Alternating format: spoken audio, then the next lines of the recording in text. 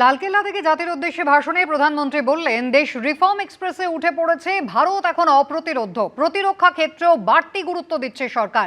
Next generation defence technology তৈরি করা হচ্ছে। मेरे प्यारे देशवासियों, सुरक्षित भारत बनाना हम सबका दायित्व है।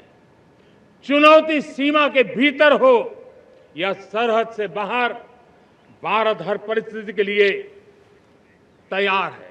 आज युद्ध का नेचर बदल रहा है। अब युद्ध सीमा पर ही होता है, गारंटी नहीं है।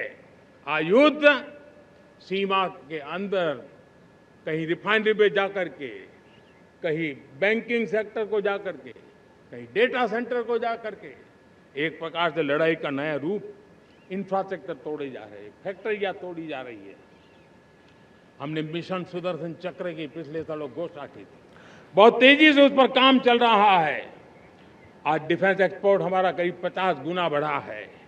करीब 100 देशों में हमारे अस्त्र शस्त्र पहुंच रहे हैं। वैश्विक पटल पर भारत की प्रतिष्ठा धीरे धीरे बढ़ रही है। बदलते हुए समय में अस्त्र शस्त्र की तरफ काम करना है, सैन्य बलों का सामर्थ्य बढ़ाना है, लेकिन साथ साथ नागरिकों को भी तैयार करना होगा। पिछली शताब्दी के युद्धों के अनुरूप जो सिविल डिफेंस की व्यवस्थाएं हमारे देश में विकसित हुई है, वो कालबाह्य हो चुकी है। और इसलिए मैं आज लाल किले से घोषणा कर रहा हूं कि हम आने वाले दिनों में सिविल डिफेंस का एक वाइब्रेंट नेटवर्क खड़ा करेंगे। आधुनिक व्यवस्थाओं से उनको परिचित कराएंगे। आधुनिक संकटों से नागरिकों को रक्षा करने की क्या व्यवस्था हो सकती है, एक बहुत बड़ा वॉलंटरी फोर्स सिविल डिफेंस का आधुनिक चुनौतियों को पार करने वाला हम बनाने वाले हैं। एविएशन सेक्टर भी मेरे नौजवानों के लिए बहुत तेजी से आगे बढ़ रहा है। नए एयरपोर्ट, नए रूट, नए नए रोजगार के अवसर बना रहे हैं। मेंटेनेंस, ओवरहॉलिंग, इसके भी कारण देश में बहुत बड़ी मात्रा में स्किल मैन पावर को काम मिल रहा है।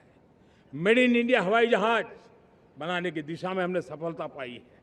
Made in India defence transport aircraft C295 already अपनी उड़ान भर चुका है, सफल उड़ान भर चुका है।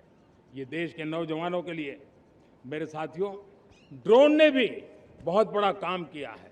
स्वामित्व योजना, गांव में ड्रोन से स्वामित्व योजना सफल हो रही है।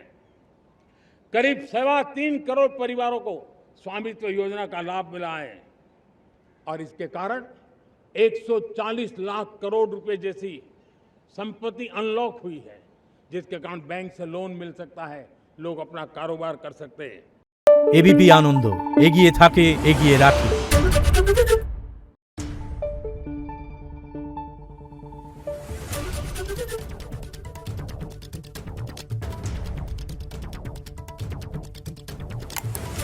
Thank you.